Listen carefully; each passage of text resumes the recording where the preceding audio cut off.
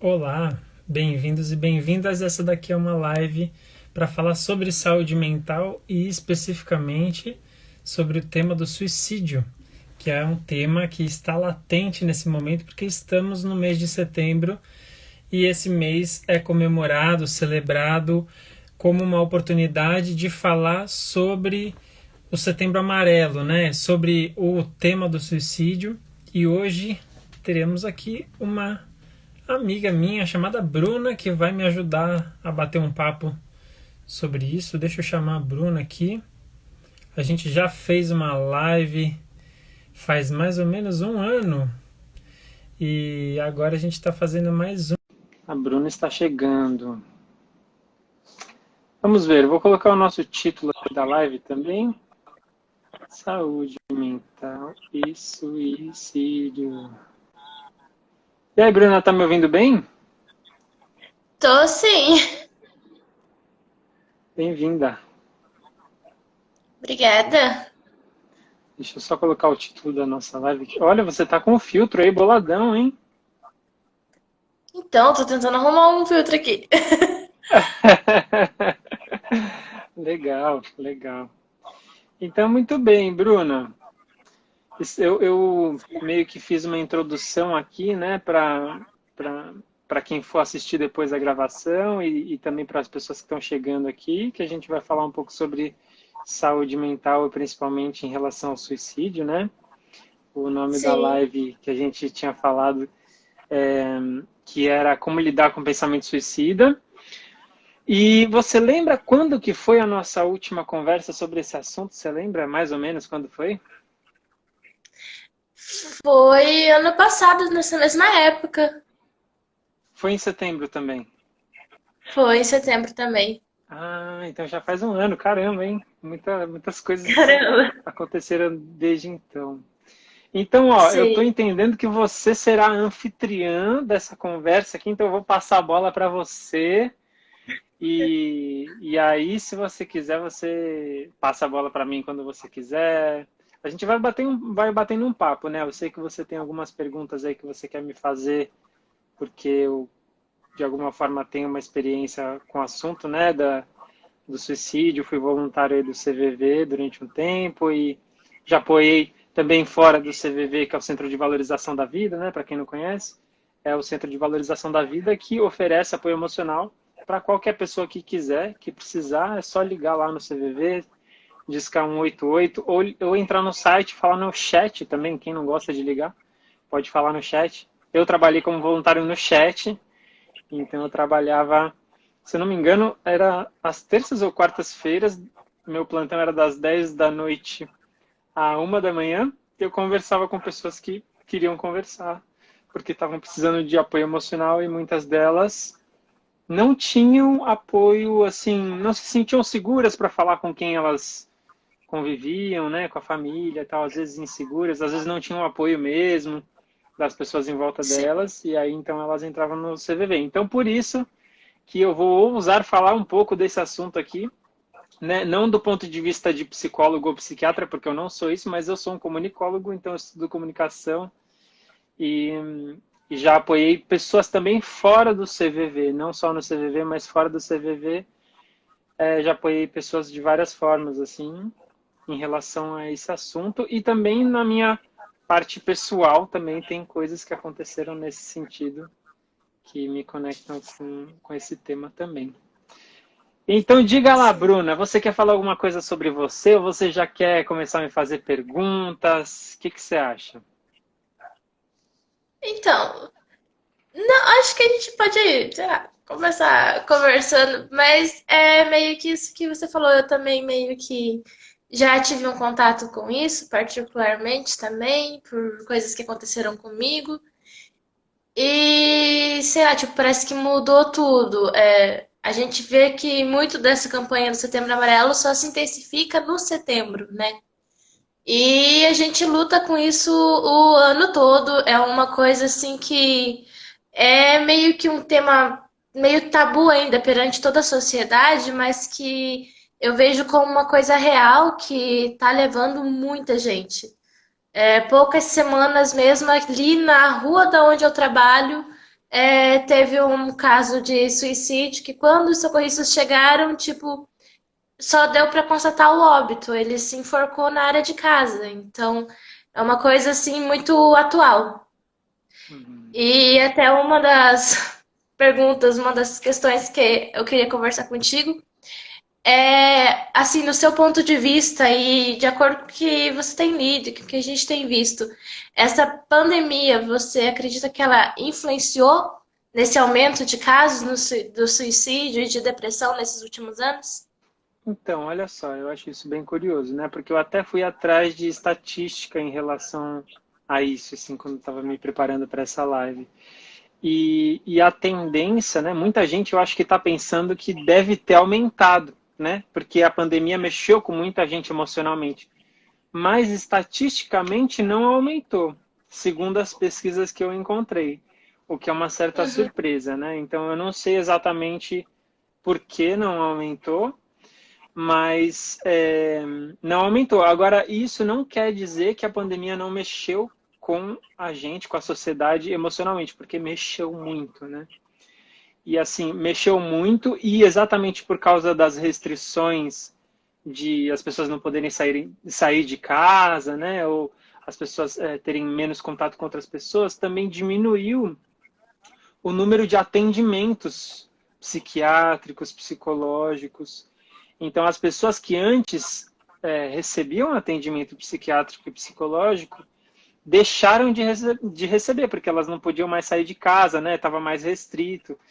E muitas pessoas também que precisaram de atendimento não tinham dinheiro para pagar um atendimento online, por exemplo, né? Então, muita gente ficou abalada, fortemente abalada emocionalmente na pandemia. Acho que eu posso falar por mim também. Eu sou uma pessoa super privilegiada quando me comparo com outras pessoas, mas mesmo assim eu também fiquei super abalado na pandemia. Acho que todo mundo ficou, né? Agora, as pessoas menos privilegiadas, elas sempre sofrem mais quando existe uma crise social, né? Porque elas têm menos recursos, menos acesso, né? Menos escolha, assim. Então, elas sempre quando tem uma grande crise social, as pessoas que estão na base ali, né, com menos recurso financeiro, elas saem perdendo ainda mais, né? Elas já estavam perdendo porque a gente vive numa sociedade desigual, mas elas continuam perdendo e são mais espremidas ainda. E aí quando a gente pensa, por exemplo, assim, na população mais pobre mesmo, né? Ou população negra, esse é o perfil, assim, o jovem negro, adolescente negro, esse é o perfil, um dos perfis que mais se suicida no Brasil, por exemplo, né?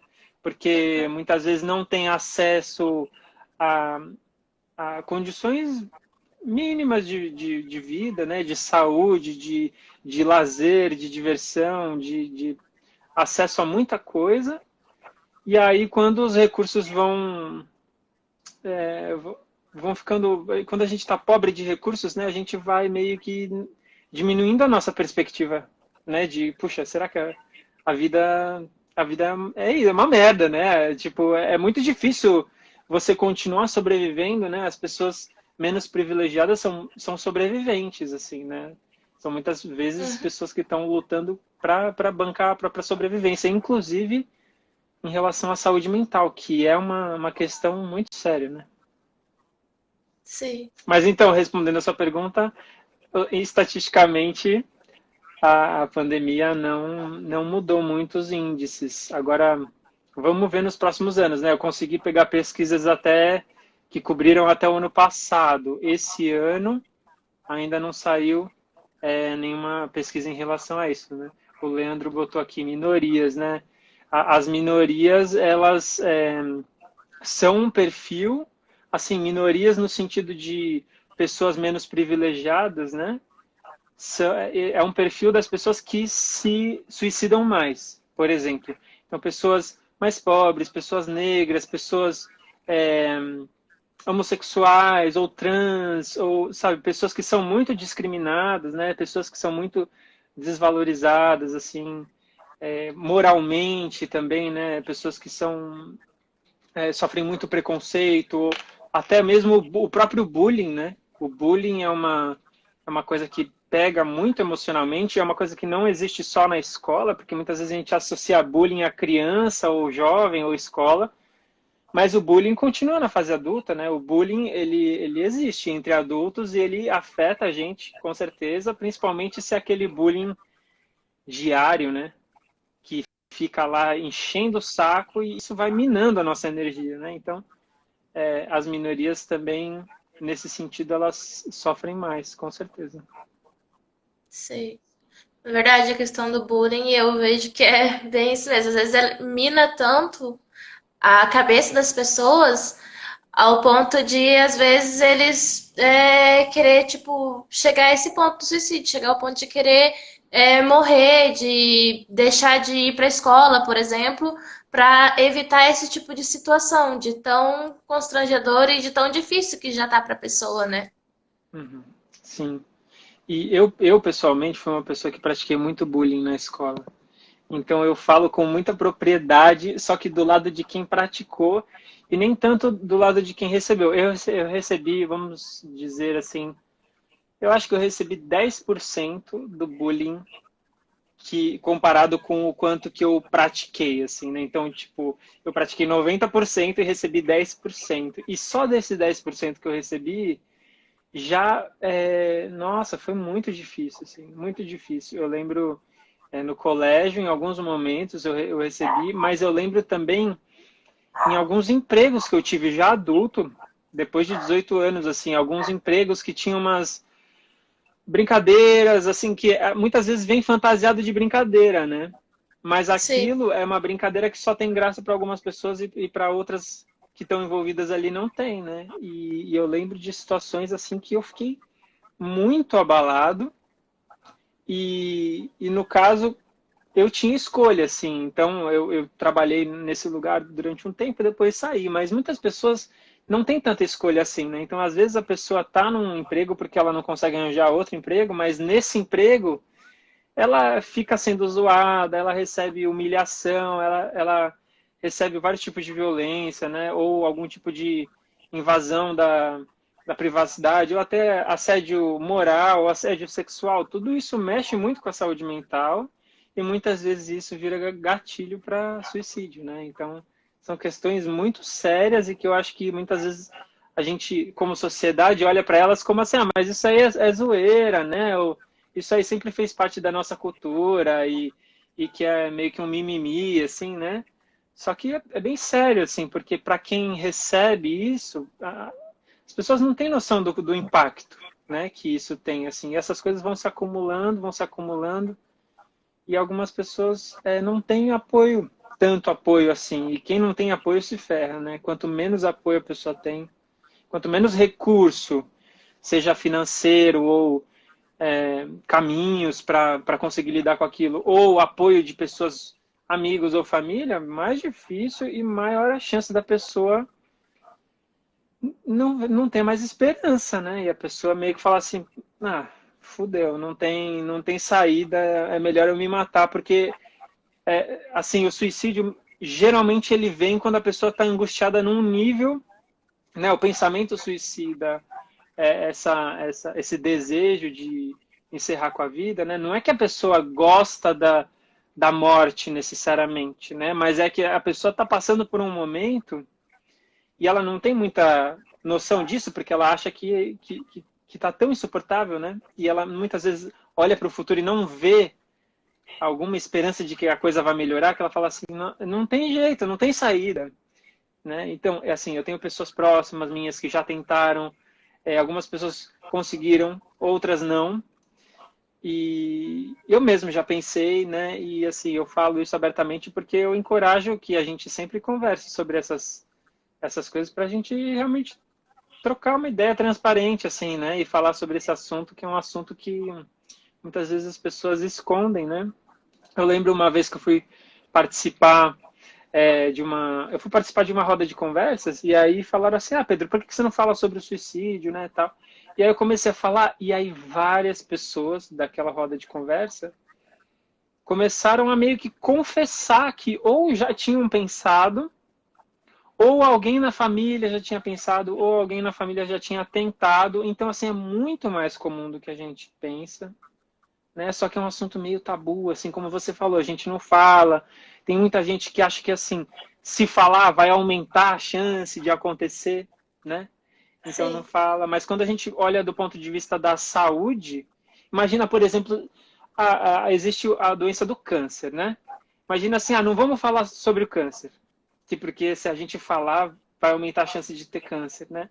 Então, assim, tipo, do ponto de vista da ciência, assim, né, e da busca por recursos, é importante a gente falar sobre o tema, né?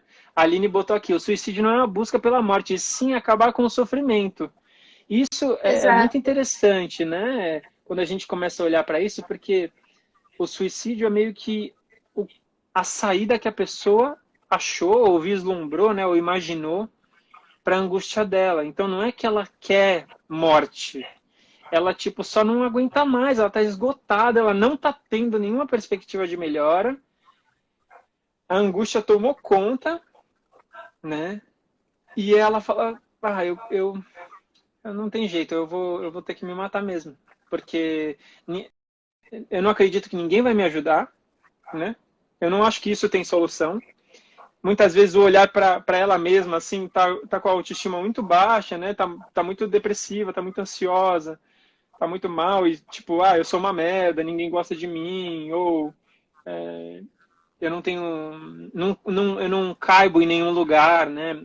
A ideia de suicídio também vem muito acompanhada de falta de sensação de pertencimento, assim.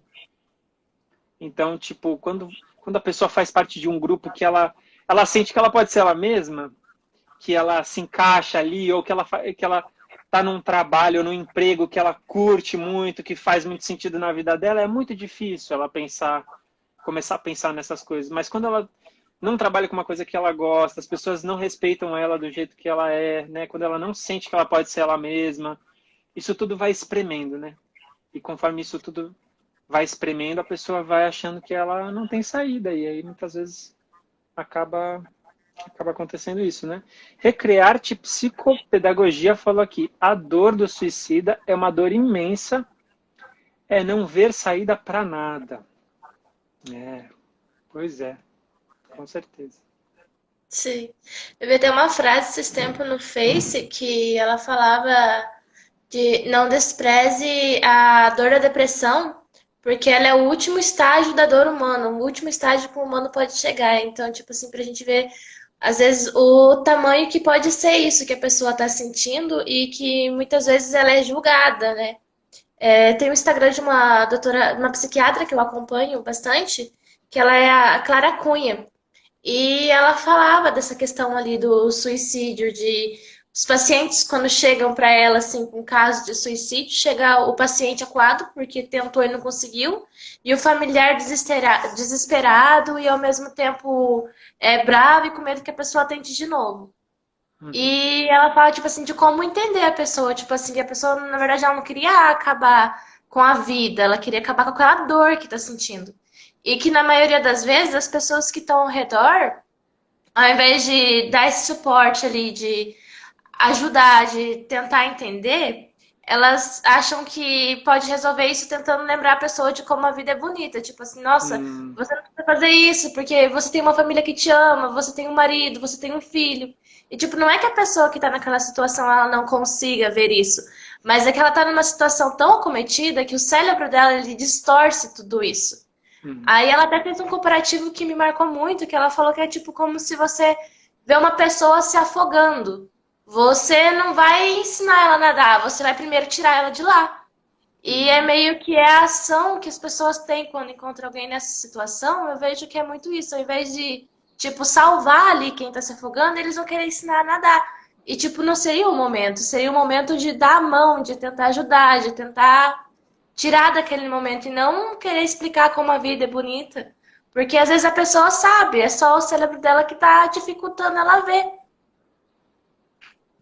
Sim, nossa, e eu gostei dessa metáfora que você usou da piscina, né? Porque para mim é como se assim a pessoa tivesse meio que se afogando e aí a pessoa que quer ajudar, ela tenta puxar essa pessoa para fora da piscina, né?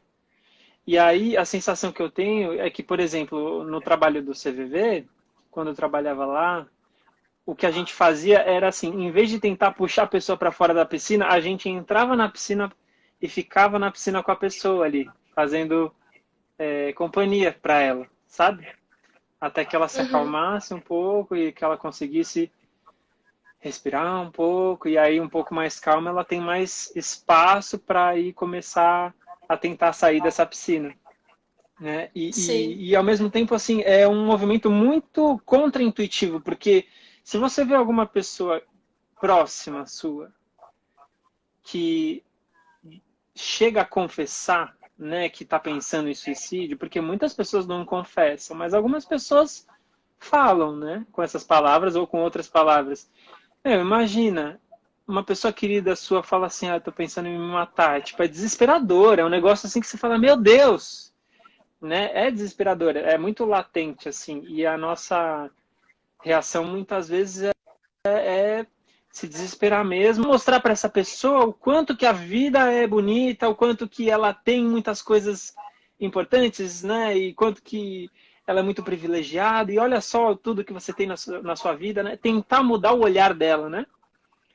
Só que muitas Sim. vezes esse movimento não cria muita conexão, porque a pessoa, como você disse, ela está dentro de uma narrativa ali dentro da cabeça dela, e ela está como se fosse assim, blindada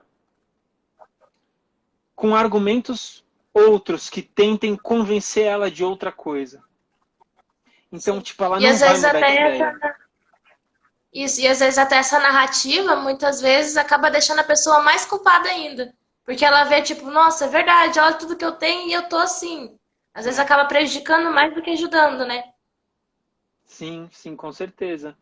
E aí, uma das coisas que muita gente recomenda, né, quem lida com esse tema, é tentar criar um ambiente seguro para conversar sobre isso, né?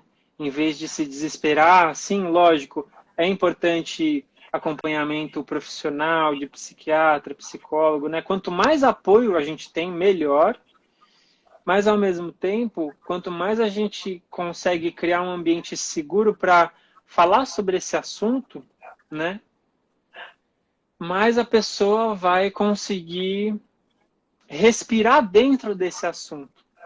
Essa é um pouco a sensação que eu tenho quando eu tinha alguma conversa com alguém no CVV, que a pessoa chegava lá muitas vezes desesperada ou já muito desesperançosa, e a nossa conversa não era eu tentando mudar o que ela estava pensando, mas é eu ali tentando sustentar um espaço para ela botar para fora, assim, vomitar um pouco toda essa angústia sem a pressão de chegar logo numa solução, sabe? Ou sem a pressão de eu tentar converter ela ou consertar ela.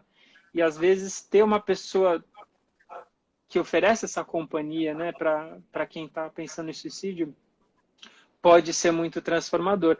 Nem sempre muda a cabeça da pessoa, nem sempre muda as ideias, né? Mas eu já tive conversas com pessoas que estavam pensando em suicídio e depois dessas conversas alguma coisa mudou e a pessoa repensou, ela viu alguma coisa que ela não estava vendo antes, né? Porque é como se a pessoa vai se angustiando e aí a coisa vai se fechando, assim, né? Então ela vai vendo uma narrativa cada vez mais rígida e estreita e ela não consegue mais ver as coisas que estão em volta.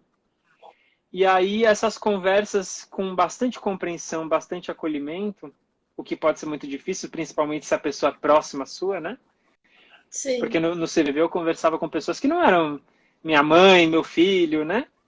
Então, assim, com pessoas mais próximas, eu acho que pode ser mais desafiador ainda ter essa calma no sentido de oferecer acolhimento. Mas esse acolhimento, ele ajuda a pessoa a respirar um pouco e aí expandindo um pouco esse olhar e aí começar a ver coisas que ela não estava vendo antes, né? Então, puxa, é desafiador sim, mas eu acho que os espaços seguros para trocar ideias sobre isso são fundamentais. Sim. Eu tava vendo ali, alguém comentou, só que eu não consigo ler aqui. Deixa eu ver aqui. Mãe Girafa falou, empatia, educar, foi isso? Empatia, dar conselhos, seria uma cultura de apoio de outros tempos, cultural?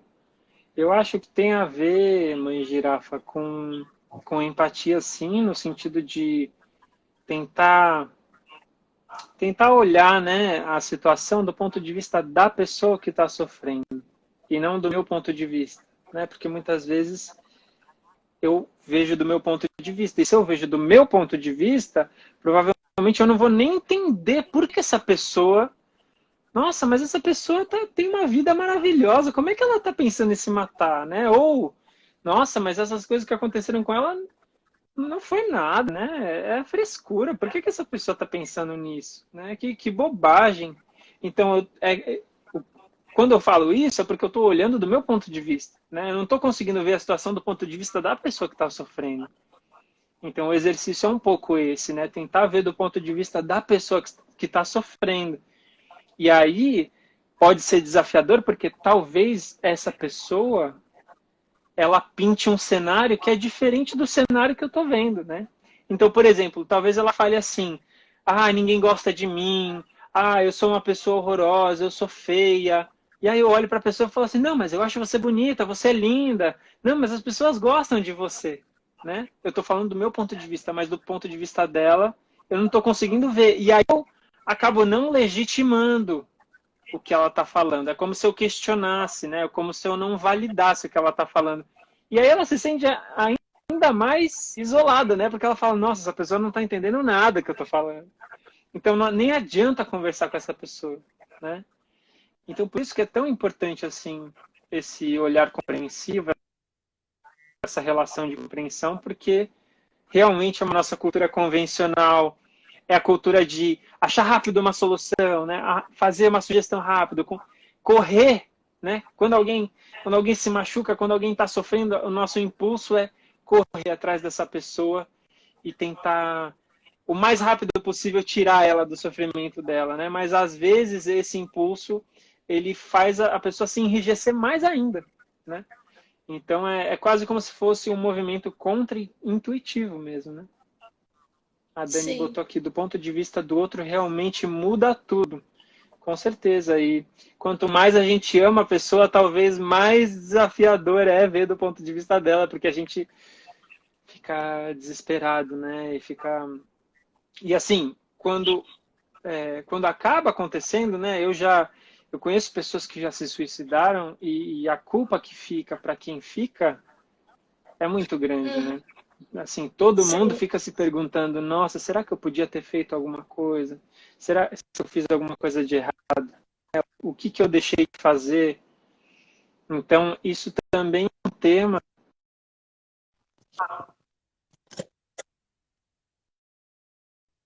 o tema de o quanto que a gente assume uma culpa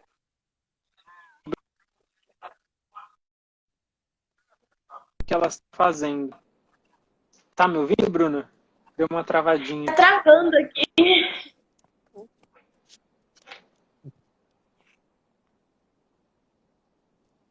Voltou? Vocês estão me ouvindo aí, galera?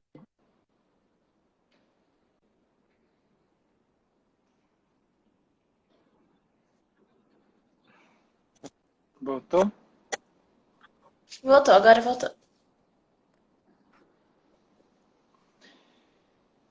Que mais? Que mais que você quer me perguntar? Se você tem alguma pergunta aí que eu ainda não respondi. Então, tem uma questão, na verdade, é mais verdade ou mentira, que eu, pesquisando sobre o tema, encontrei também. Que ele fala assim, as pessoas que falam em suicídio só o fazem para chamar a atenção e não pretendem, de fato, terminar com suas vidas. Aí tá, verdade ou mentira? Isso é um grande também, usar de novo a palavra lá do tabu, porque, tipo, muitos acreditam nessa questão de ser só para chamar atenção. Ao seu ponto de vista, o que você acha? Quase que você me chama de senhor, hein? Eu senti que você ia me chamar de senhor. É, olha, Eu acho que assim, na minha experiência, não é só para chamar atenção. Muitas vezes as pessoas estão desesperadas mesmo e as pessoas tentam suicídio porque elas estão desesperadas e não necessariamente para elas chamarem atenção, né? Algumas até acham que depois refletindo, né, olhando para trás assim depois de ter tentado, algumas pessoas até dizem que talvez tenha sido para chamar atenção, mas eu acho que é uma generalização que é meio perigosa assim, porque tem pessoas que realmente estão desesperadas e elas não vão tentar suicídio para chamar atenção, elas vão tentar porque elas estão desesperadas mesmo e elas não estão vendo nenhuma saída para o que elas estão sentindo e elas acham que aquilo não vai melhorar e que não tem solução, que elas não aguentam mais, assim, né? Então, não é só para chamar atenção, então é falsa essa essa Falsa. afirmação aí. Sim. Eu discuti num bom sentido, assim, conversei bastante sobre isso com o meu namorado, e a gente falando dessa questão ali dessa afirmação ser verdadeira ou falsa. Ele também chegou na conclusão que é falsa, e eu, tipo, também digo que é falsa, experiência própria. Eu cheguei ao ponto de tentar o suicídio. E antes de tentar, eu me recordo que eu falei com pessoas que isso estava passando na minha cabeça. Mas não eram falar com as pessoas para chamar atenção, para tentar, tipo, que nem eles falam, tipo, só por chamar atenção. E não, era mais tipo como que um último pedido de socorro. Sabe aquele momento que você tá no fundo do poço Hum, e você usa o seu último restinho de força ali para tentar pedir ajuda. E daí as pessoas acham que é para chamar atenção. Então, tipo, tem muitas pessoas que hum, são mal compreendidas nesse lado por conta disso. sim. E tem uma coisa também, Bruna, que é assim, né? Tem pessoas que chegam a pedir ajuda, tem pessoas que estão tão desesperançosas que elas nem acham que esse pedir ajuda vai adiantar alguma coisa, né? Então elas nem pedem ajuda, elas simplesmente vão lá e tentam, né? Então por isso que eu acho que é um perigo a gente transformar esse tema como tabu, porque ele acaba virando uma doença emocional, né? Uma doença da alma e uma doença muito silenciosa que vai acontecendo meio embaixo do tapete, assim, né? Exatamente porque a gente não fala tanto sobre ela. E quando a gente vê, a coisa muitas vezes não tem mais volta, né? Quando a pessoa tenta se suicidar e consegue, ou mesmo quando ela tenta, muitas vezes ela vai ter efeitos colaterais daquela tentativa, né? Dependendo do caminho que ela usa para tentar, às vezes ela vai ficar com sequelas, às vezes ela vai ficar com machucados, marcas no corpo, né? Ou alguma restrição. E isso tudo são complicações, assim, né? Então, por isso que sobrevivendo ou não sobrevivendo, a tentativa, eu acho que é importante a gente falar cada vez mais sobre isso e de uma maneira transparente, né? E como você falou, não falar só durante o mês de setembro, né? E muita gente talvez pense assim, esse tema, sei lá, suicídio eu nunca pensei nisso, acho que isso, sei lá, é bobagem, não faz muito parte da minha vida, né? Mas essa pessoa, na verdade, ela não sabe se faz parte da vida dela, porque ela não sabe o que as pessoas em volta dela estão pensando, porque muitas pessoas em volta dela, eu aposto, que estão pensando e não estão falando, porque isso acontece muito. E em muitas situações, assim, seja pessoais ou profissionais, que eu menciono suicídio, ou que eu começo a falar abertamente sobre esse tema, as pessoas, quando veem que é seguro falar sobre isso, aí elas começam a revelar essas coisas. Então, se elas não acharem que é seguro, elas não vão falar, elas vão ficar quietinhas lá, fingindo que nada está acontecendo. Mas quando elas começam a perceber que é seguro falar, elas começam a revelar. E aí a gente começa a ver o tanto de revelações, o tanto de pessoas que estão confessando isso, né? E aí, quando a Sim. gente consegue ver isso tudo surgir, aí a gente consegue cuidar mais, né? Porque se a gente não vê, é mais difícil cuidar. Se a gente não fala Uhum. sobre o assunto, se a gente não sabe quem que está emocionalmente sobrecarregado, né? emocionalmente esgotado, se a gente não sabe quem são essas pessoas, é mais difícil cuidar, né? Então, por isso que é Sim. importante construir ambientes seguros para falar sobre esse tema. Uhum.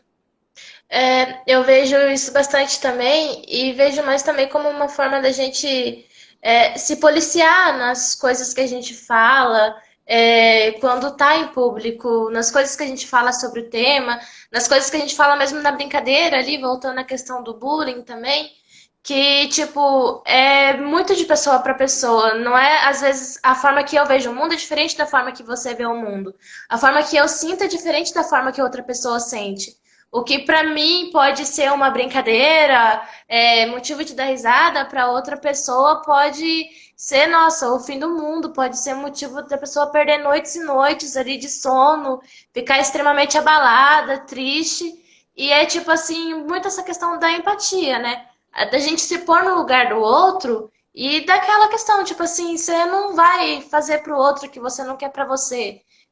Não sair, tipo, fazendo comentários assim ao Léo comentários, tipo, sem pensar nas consequências. Porque muitas das vezes também, tipo assim, é uma coisa que você nem viu ali que pode estar fazendo mal pra pessoa e que a pessoa já tá ali abalada, aquilo vai lá e derruba mais ainda ela, né? Uhum, sim. E tem uma coisa também, quando eu estava me preparando para essa live, eu fui buscar umas estatísticas, umas coisas assim. E você acha legal trazer isso agora? Posso trazer? Pode. Para aproveitar essa pesquisa que eu fiz? Então, assim, alguns dados e estatísticas sobre o suicídio, né, que eu peguei assim recentemente. Quem quiser depois eu posso passar as fontes. Mas em relação ao suicídio, né, o suicídio é uma das principais causas de morte no mundo. Mais ou menos 800 mil pessoas por ano cometem suicídio, né, no mundo. Para cada suicídio, existem muitas tentativas que não aconteceram, né? Então, quando a gente pega os números do suicídio, existiram muito mais pessoas que tentaram, mas não conseguiram, né? Uhum. Porque existem as tentativas que acontecem, as tentativas frustradas. Que mais? O suicídio, ele é a terceira principal causa de morte dos jovens brasileiros que estão entre 15 anos e 29 anos. Então, a terceira principal causa, tipo, é muito alta, assim, essa porcentagem, né? Esse número. Pessoas que já tentaram o suicídio têm muito mais chance de cometerem o suicídio, de tentar de novo, né? Do que pessoas que ainda não tentaram. Pessoas que não tentaram, isso não são imunes, né? Mas quem já tentou tem mais chance, porque a pessoa já pensou, né? Já pensou no caminho que ela iria usar para aquilo. E existem todos esses estágios, né? Às vezes a pessoa pensa na ideia, é só. Ou às vezes a pessoa pensa na ideia e aí já começa a pensar assim, mas como é que as pessoas iam se sentir, né? Se eu fizesse isso. Então ela já está pensando nas consequências.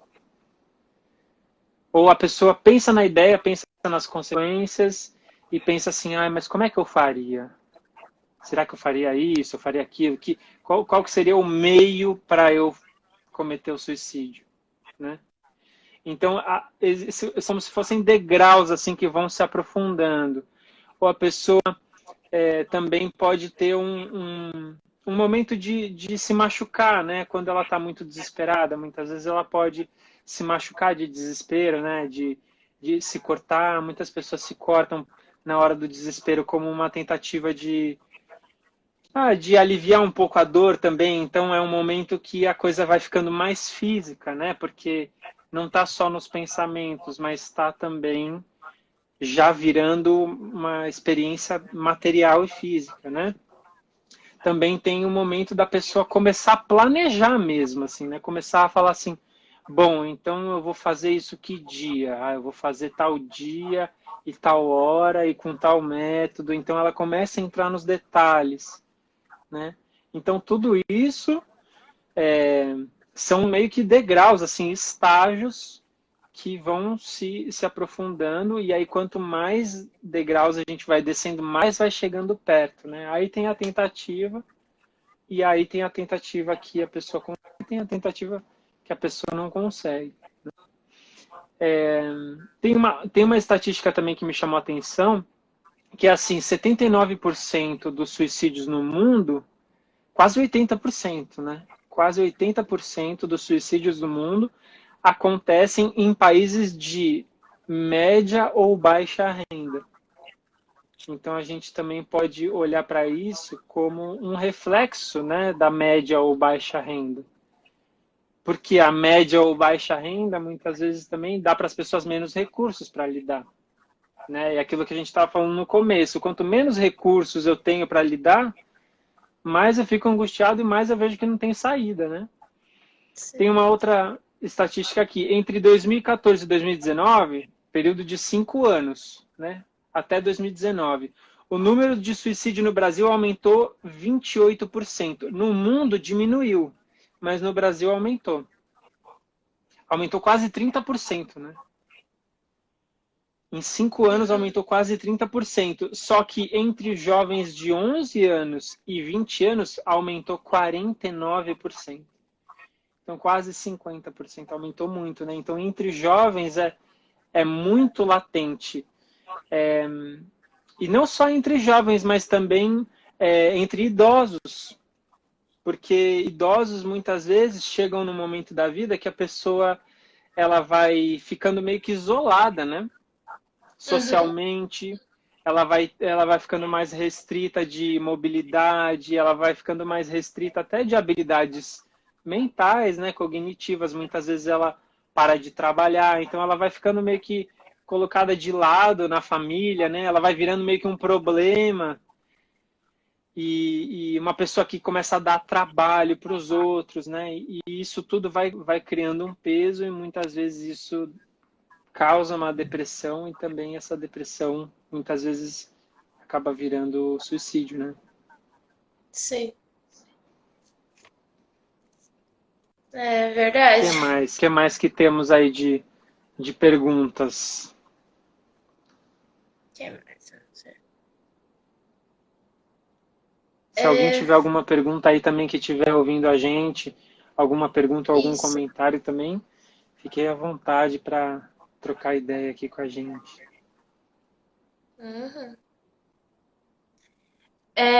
Você estava falando ali da questão dos países de classe baixa ali e tudo mais, de ter os maiores. Eu estava vendo nesse momento de pandemia, por um tempo, eu até parei as consultas que eu fazia com psicóloga e tudo, mas eu estava vendo, eles nunca foram, tipo assim, muito acessíveis, falando assim, de famílias de baixa renda. Eu cheguei a pagar R$100 uma sessão, R$120, R$150 uma sessão com psicóloga. Se parar para procurar um psiquiatra, então o valor é mais ainda. Aí, se você vai num psiquiatra particular, ele também já não te dá uma receita. A receita do psiquiatra particular você já não consegue pegar na farmácia pública, você já tem que pagar também o medicamento. E se você buscar tanto o psiquiatra quanto o psicólogo pela rede pública de saúde, ali, que é o famoso SUS, nossa, é anos, às vezes, na fila para conseguir uma consulta. Então, tipo assim, ele é muito fora de muitas pessoas esse apoio. Essa rede de apoio que seria necessária para conter ali essa questão na população de mais baixa renda, ela, ao mesmo tempo, também está longe do alcance, porque a saúde pública não consegue dar conta da demanda e o particular, muitas vezes, as pessoas não têm condição financeira de bancar, né? Eu acho que tem duas organizações, assim, na verdade é uma organização e uma coisa que faz parte do governo, né, que é o CAPS, por exemplo. O CAPS é um lugar que as pessoas geralmente podem ir para tentar se tratar em relação a questões psiquiátricas, psicológicas, né, que é, se eu não me engano, é Centro de Atendimento Psicossocial, CAPS, e que é o atendimento gratuito. Então, quando tem um CAPS na cidade da pessoa, a pessoa pode procurar. E o próprio CVV é um lugar também que por mais que não seja uma iniciativa do governo, foi uma iniciativa meio que assim de voluntários, né, que foi tão reconhecida pelo governo que acabou ganhando até um canal de acesso direto, né, que desses números, por exemplo, quando a gente liga, né, 190 é o número da polícia, né, e o governo reconheceu tanto o trabalho do CVV que deu o número 188, né, concedeu o número é, é, 188 para o CVV para que as pessoas possam ligar. Então, elas podem ligar de qualquer lugar do Brasil e é só ligar 188 e isso pode ser um recurso para quem está, de alguma forma, querendo conversar sobre o assunto. Né? O papel do CVV não orientar as pessoas ou dizer o que elas vão fazer, o que elas precisam fazer em relação ao suicídio. O papel do CVV é um apoio emocional que é como se fosse assim um primeiros socorros emocional. Então, se a pessoa está muito angustiada, ela pode ligar para o CVV para trocar ideia e respirar um pouco, né? É como se fosse assim uma conversa segura, uma conversa que vai ser anônima e que ninguém vai depois atrás daquela pessoa que ligou, e ninguém sabe quem é a pessoa que ligou, né? E é uma conversa Uhum. segura e que pode cumprir uma função de apoio emocional e também tem, por exemplo, redes de apoio que a gente pode tentar encontrar, né? Porque é muito importante, assim, acho que a gente ter as nossas redes de apoio. A rede de apoio, às vezes, é a igreja, às vezes a rede de apoio é um grupo de amigos, ou é família, ou é algum outro grupo, um grupo de estudos, né? Existem vários tipos de rede de apoio, mas a função da rede de apoio é que ela possa te apoiar, né? Então, se família, você não está se sentindo à vontade para falar sobre isso, você não se sente segura para falar sobre isso, ou se na igreja as pessoas não levam isso a sério ou não te dão o acolhimento que você precisa, né? Emocionalmente, é importante ter algum lugar que você se sinta à vontade para você falar abertamente sobre o que você está sentindo, né? É muito importante. Então, é uma pergunta que eu gosto de fazer para todo mundo, assim, tem algum lugar que você se sente realmente à vontade para falar como você está se sentindo? Porque se não tiver, acho que tem uma questão que pode ser importante ser olhada aí, sabe? De você tentar achar algum lugar que seja um refúgio emocional, que você possa realmente falar o que está rolando dentro de você. Porque senão a gente vai Sim. acumulando essas coisas e conforme a gente vai acumulando, muitas vezes a gente fica que nem uma panela de pressão que não tem aquela válvula e aí acaba estourando, né? Então, Uhum. eu acho muito importante. Inclusive, eu estudo a comunicação não violenta e tal, né? E aí a gente está criando uma comunidade de prática de comunicação não violenta, porque a gente começou a perceber, a Dani Rafael e a Letícia Penteado, que são duas parceiras minhas, a gente começou a perceber, assim, conforme a gente foi estudando, que legal, a gente faz um curso sobre comunicação não violenta, né? Ou lê um livro, faz um workshop e tal. É muito legal, dá para entender, é fácil entender as ideias da comunicação não violenta, mas é diferente quando a gente tenta na prática, né? É muito diferente. O próprio Marshall Rosenberg, que é o criador da comunicação não violenta, ele recomenda, olha, pratique em grupo, faça sua rede de apoio, porque na rede de apoio você vai ter muito mais apoio, né? É importante você praticar em comunidade. Então, eu acho que isso tem tudo a ver com o que a gente está falando, porque rede de apoio é uma coisa fundamental e às vezes a gente não tem o número de redes que a gente precisa, né? Às vezes a gente tem algumas redes ali, mas não tem a rede que você se sente realmente profundamente à vontade para jogar aquelas bombas, né? Para mostrar a sua vulnerabilidade, para você mostrar os seus monstros, né? Para você mostrar as coisas absurdas que você tem pensado, né? Porque não é em qualquer lugar que a gente pode falar essas coisas. Tem lugar que se a gente falar, ou a gente é demitido, ou a gente é zoado, né? Ou as pessoas se distanciam. Então, muitas vezes a Sim. gente deixa de falar, deixa de mostrar os nossos monstros exatamente para passar no filtro social, né? E para a gente ser aceito. Mas isso vai criando um certo incêndio dentro da gente, né? E por isso que é importante rede de apoio, né? Sim, exatamente. Psicólogos que falam também, né, que o corpo fala. E quando a gente deixa de falar alguma coisa, deixa de isso que a gente está sentindo, deixa de, tipo, ser a gente, de desabafar, de gritar, de, tipo, colocar isso pra fora, o corpo, uma hora, ele acaba que não aguenta, ele fala que não dá mais, tipo, ele explode nessas questões. Formato de depressão, uma depressão grave que pode chegar a um suicídio, uma gastrite que pode atacar o estômago. Então, tipo assim, tudo isso que às vezes a gente deixa de falar para se encaixar na sociedade, o corpo depois ele alerta isso, né? Sim, com certeza. O corpo, muitas vezes, ele mostra sinais de que a nossa saúde não está bem, assim, na nossa saúde mental. Muitas vezes vai mostrando efeitos no próprio corpo, assim, às vezes são efeitos temporários, mas às vezes são doenças que são doenças autoimunes, às vezes, né, ou doenças que ficam crônicas por causa do nosso estado emocional mesmo, né? Então, a gente vai somatizando e isso vai virando desequilíbrios fisiológicos, né? Eu queria ler um comentário aqui que a Aline botou, que ela falou assim: eu Uhum. tive depressão e quando a empresa descobriu, me demitiu. Daí eu fui ao fundo do poço e cogitei sim o suicídio. E as empresas dos RHs e afins ainda não sabem lidar com saúde mental. Olha só. E, realmente, Aline, eu concordo com você. Eu acho que as empresas, as organizações, elas ainda podem desenvolver muito mais nessa questão da saúde mental, muito mais profundamente, porque quando tem alguma coisa mais superficial, né? E aí na superfície a gente acaba não conseguindo cuidar dessas questões mais profundas e muitas vezes o que acontece é isso, né? A pessoa tá com algum tipo de depressão, ela é excluída, né? Ou ela é vista como alguém que precisa se retirar dali para ir cuidar de si, e aí quando você estiver bem, aí você volta, né?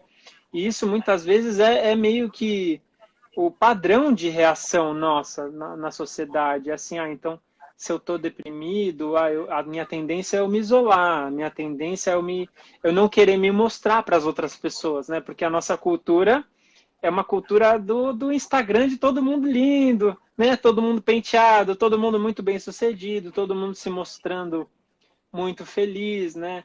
A gente tende, quando a gente está deprimido, ou não está muito se achando muito bonito, né? Ou se achando muito apresentável, a gente tende a se esconder, né? E socialmente, quando a gente está deprimido, ou a gente se esconde, ou a gente é escondido, né? Ou a gente é excluído também. Essas coisas acontecem ao mesmo tempo. Sim. Então, eu acho que a gente pode super sonhar com empresas e trabalhos e organizações que cuidem melhor da saúde mental das pessoas e ajudem, né? E amadureçam esse olhar mesmo. A Aline falou aqui também, eu espero que, abordando mais o tema, isso seja trabalhado de melhor maneira. Eu também espero. E a Dani botou, muito importante falar abertamente disso. Valeu os comentários, galera. A Juliana falou aqui, a adolescência é um período da vida que pode ser muito difícil e tenho pensado como as meninas autistas sofrem com diagnósticos errados e ficam sem os devidos cuidados e as crises culminam em suicídio, né? Realmente, qualquer situação de diagnóstico, ela pode ser um gatilho, né? Então, assim, às vezes, quando a pessoa recebe um diagnóstico, ela pode se sentir aliviada e falar assim, finalmente eu recebi um diagnóstico e agora eu vou poder me tratar. Mas, às vezes, o diagnóstico ele pode ser um gatilho também para a pessoa ficar ainda mais ansiosa, né? Ainda mais desesperada, e se ela não tiver apoio nesse momento, muitas vezes ela vai se desesperar e isso pode culminar em suicídio. Principalmente para pessoas, por exemplo, com autismo, né, ou com pessoas que de alguma forma operam em lógicas diferentes das lógicas padronizadas, assim, isso tudo pode ser muito difícil. E até porque diagnósticos, eles podem ser contestados, né? Às vezes uma pessoa é diagnosticada com uma coisa e ela vai em outro médico e aquele médico fala, não, eu acho que eu discordo, eu não concordo com esse diagnóstico. Né? Então, os diagnósticos, eu acho que eles podem ser vistos com bastante cautela, assim, porque se a gente mergulha de cabeça num diagnóstico, muitas vezes a gente pode se desesperar numa questão que não necessariamente é uma questão para se desesperar, né? A Juliana botou aqui também, o teatro e dança, artes como um todo, música, canto, pintar, podem ajudar muito, né? Sinto que a arte me salva sempre. Juliana, eu acho que podem ajudar muito porque muitas vezes a arte e as linguagens artísticas são um lugar primeiro, de você poder se sentir mais à vontade de colocar a sua criatividade para fora, né? As suas estranhezas para fora, os seus monstros, as suas expressividades que no mundo cheio de regras, no mundo da sociedade do bom comportamento, aquilo não seria visto com bons olhos, né? Mas muitas vezes nas artes a gente se sente mais à vontade. Então eu acho que é muito saudável, né, desse ponto de vista. E muitas vezes as pessoas que não se sentem encaixadas na sociedade como um todo, elas se sentem mais à vontade dentro das artes, porque as artes operam em outras lógicas, né? Operam em lógicas muitas vezes não tão racionais, muitas vezes não tão quadradinhas, né? Muitas vezes não tão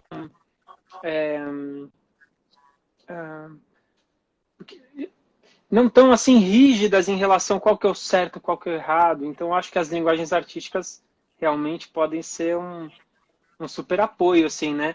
Mas isso não dispensa o acompanhamento de psicólogo e psiquiatra. Eu acho que é tudo complementar, né? Tudo ajuda muito. Agora, eu acho que só psiquiatra ou só artes está incompleto. Se você conseguir psicólogo, psiquiatra, linguagens artísticas, tudo isso eu acho que vai ser um super combo, assim, né? Que pode dar mais apoio. Quanto mais apoio, mais a gente tem chance de conseguir uma sustentabilidade aí, né? Uma vida mais saudável, né? Sim. Acho que estamos chegando nos nossos finalmente, né, Bruna? Quem tiver É. alguma pergunta, última pergunta aí pra gente. Eu não sei se você tem alguma outra pergunta aí, Bruna, que você quer fazer também em relação às Então, coisas que você quer saber. na verdade, eu ia usar a nossa pergunta de divulgação, que, tipo assim, meio que foi a pergunta-chave ali da foto, que é como lidar com o pensamento suicida. Uhum. Olha, longe de mim ser a pessoa que tem a resposta certa sobre isso, assim, né? Mas eu tenho algumas pistas. Eu acho que eu vou usar minha própria experiência e experiência de pessoas que eu apoiei Uhum. profissionalmente e pessoalmente. Então, assim, eu acho que o pensamento suicida, muitas vezes, se a pessoa pensa, muitas vezes ela diz para ela mesma que ela não pensou. Isso às vezes acontece. O pensamento vem, a pessoa teve um momento ali, ela fala, não, imagina, não pensei. Joga isso para lá, né? Tira isso da frente. E muitas vezes isso é empurrado para o lado ou para baixo do tapete, só que ele volta. E aí ele talvez volte em algum outro momento e a pessoa vai jogar para o lado e vai falar assim, ah, não, não vou olhar para isso, não quero olhar para isso. Ou isso é besteira, ou não tem muito o que fazer, né? Esse movimento de empurrar para o lado, de tirar da frente automaticamente, eu acho que esse é um movimento que às vezes a gente tem de uma forma meio reativa, assim, obviamente, porque olhar para suicídio é meio assustador, assim, né? Tipo, você admitir que você está pensando em suicídio é um negócio meio assim, meu Deus. Às vezes eu não admito nem para mim mesmo, né? Quanto mais falar para outras pessoas, assim, é um puta tabu, assim. Então, eu acho que um dos Sim. primeiros movimentos, se a gente consegue fazer, é assim, puxa, será que eu penso em suicídio? Será que eu já pensei nisso, né? Olhando para minha história, será que isso é uma coisa que passa na minha cabeça? Com qual frequência, né? Então, acho que esse reconhecimento de que, puxa, eu acho que eu penso, ou eu acho que eu estou pensando nisso, esse reconhecimento vai ajudar muito a pessoa a buscar ajuda, né? Eu estou falando do ponto de vista da pessoa que pensa, né? Então, como lidar com o Sim, pensamento suicida? Quando eu estou pensando, eu vou tentar buscar pessoas com quem eu possa conversar de uma maneira segura, sabe? Porque às vezes eu acho que nem existem essas pessoas, porque eu estou rodeado de pessoas nas quais eu não confio, assim, né, para falar sobre isso. Mas eu conheço muitas pessoas que me procuraram exatamente porque me viram falando sobre isso e falaram assim, Pedro, você tá para conversar? Porque eu acho que eu estou pensando nisso aí, sabe? E eu queria trocar uma uhum, ideia. Então, buscar pessoas com quem você possa falar sobre isso de uma forma segura, puxa, é muito bom, né? É sempre recomendado buscar um apoio de um psicólogo, de um psiquiatra. Isso ajuda muito, né? Mas se a pessoa não tem acesso, tentar achar pessoas com quem ela possa conversar sobre isso para expandir um pouco, né? Ou até pessoas que já pensaram nisso, ou até falar com pessoas que já tentaram também. Eu acho que isso tudo ajuda, eu acho que pode ajudar, né? No sentido de olhar para a coisa, porque muitas vezes é uma coisa que fica na minha cara, eu fico lutando com ela, mas eu pego e como é que eu olho para isso com respeito, né, com cuidado, assim, a partir do momento que eu começo a olhar, puxa, isso já é uma grande chance da situação se transformar. Agora, do ponto de sim, vista da pessoa que quer ajudar alguém que está pensando em suicídio, aí é um ponto de vista diferente, né? Porque quando eu estou pensando em suicídio, é um ponto de vista. Agora, puxa, como é que eu ajudo alguém que está perto de mim e que está pensando em suicídio? Muitas vezes você não vai saber que a pessoa está pensando em suicídio, né? Então, eu acho que uma das formas da gente ajudar é a gente começar a conversa sobre esse assunto de uma forma segura, não de uma forma assim, né, como uma inquisição, como botar a pessoa na parede, assim. Mas eu acho que puxar o assunto e falar de si também, né? Se você quer que a outra pessoa fale dela, mas você não quer falar de você mesmo, às vezes é complicado, né? Então, muitas vezes, muitas conversas que eu falei de mim, revelei coisas sobre mim, as pessoas se sentiram à vontade para revelar coisas sobre elas mesmas. Então, sim. rola essa reciprocidade, né? Então, que abrir espaços de conversa segura sobre esse tema e perguntar e muita compreensão, né? E muito respeito, assim, mesmo se você ouve coisas que a pessoa, sei lá, que a pessoa diz e que são loucura para você, ou coisas nossa, que são horríveis, que você nunca imaginaria, tentar sustentar esse espaço seguro, né? Para conversar, porque o espaço seguro vai deixar a pessoa cada vez mais à vontade para falar. E quanto mais à vontade ela tiver para falar, menos angustiada ela vai ficar. E quanto menos angustiada ela ficar, menor a chance dela cometer o suicídio, né? E eu acho que é isso, assim. Eu acho que tem várias coisas que podem ser feitas simultaneamente, assim. A gente buscar rede de apoio, né?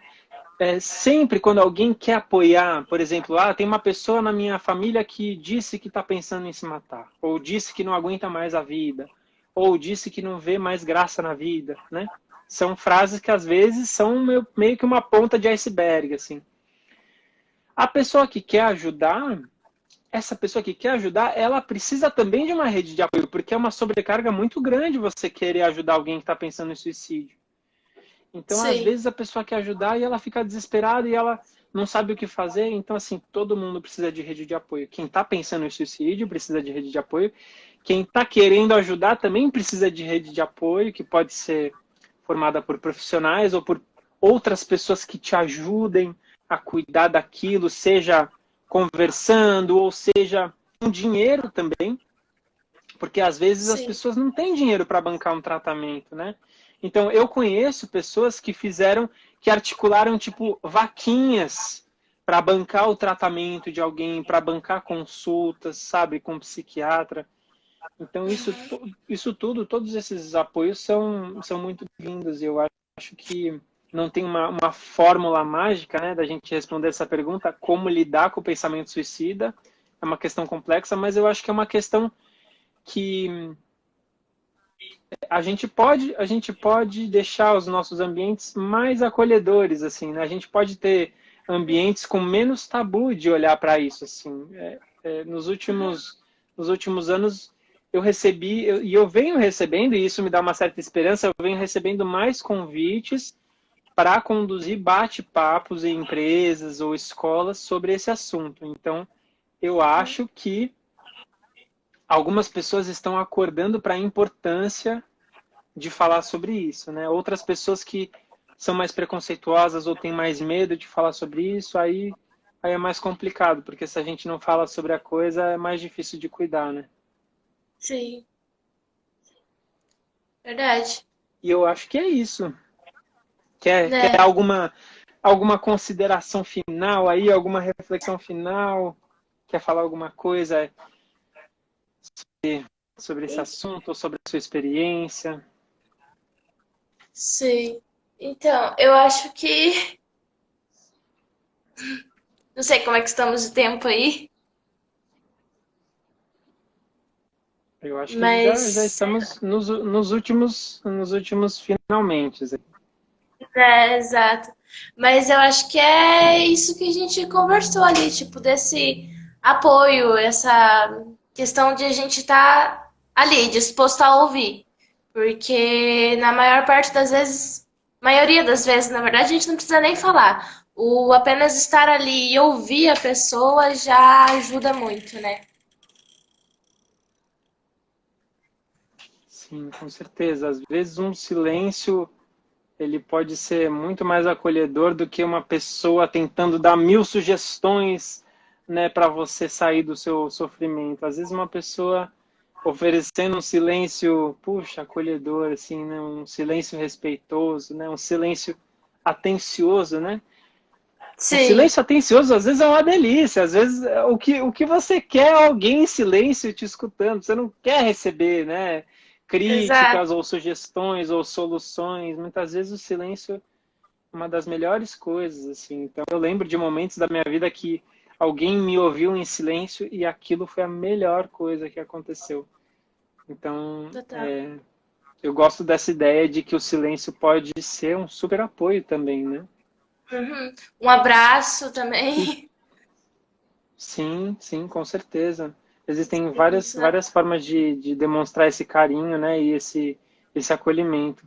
Inclusive, queria saber das pessoas que ainda estão aqui com a gente, se vocês têm algum comentário final, ou se tem alguma coisa específica que a gente conversou aqui hoje que chamou a atenção, ou que vocês vão levar desse papo também, estou curioso para saber. é. Eu acho que é isso. Obrigado pelo convite. É sempre bom retomar esse assunto, né? Porque a saúde mental, eu acho que mais pessoas têm falado de saúde mental ultimamente, mas nem tantas pessoas têm falado de suicídio. Esses dois temas estão diretamente conectados, né? Porque suicídio é uma Sim. questão de saúde mental. E a saúde mental, quando ela chega num ponto agudo, ela muitas vezes leva para o suicídio. Uhum. Então, também agradeço muito assim você e todo mundo que também está aqui, trocou ideia, comentou e trouxe reflexões. A Dani está botando aqui só agradecer vocês. Valeu, Dani, bom ter você aí com a gente. Leandro, muito boa conversa. Obrigado, Leandro, pela presença aí. E se vocês por acaso acharem que vocês conhecem alguém que vai gostar de ver essa conversa, né? Ou que vai se beneficiar dessa live, eu vou deixar essa live gravada no meu perfil. Então, se você quiser depois entra lá no perfil e manda essa live para alguém que talvez goste de assistir, né? Ou alguém que você acha que pode abrir um pouco o olhar, né? A partir dessa live, também manda para Isso, essa pessoa. E eu acho que é verdade. isso, gente. É isso. Obrigada, Pedro, pela disposição em conversar sobre isso novamente. estar aqui passando um pouco do seu conhecimento também para as pessoas, esse momento de partilha. Obrigado também, Bruna. Obrigado pelo convite. Se não fosse você, talvez eu não teria feito uma live sobre isso esse ano, porque eu estava pensando em outras coisas. Então, o seu convite também me ajudou a me reconectar com esse assunto, que é um assunto que é tão importante, né? E fico feliz Sim, também de botar o meu grãozinho de areia aí nesse montinho de contribuições. Então, obrigado também. E valeu, isso aí. gente. Até a próxima. E quem quiser trocar ideia, manda um privado aí que a gente troca ideia. Beleza? Isso aí. Beleza, Então, obrigada. valeu, Bruna. Valeu, Tchau, tchau, tchau. Boa tchau. noite. Boa noite para todo mundo. Boa Tchau, tchau. noite.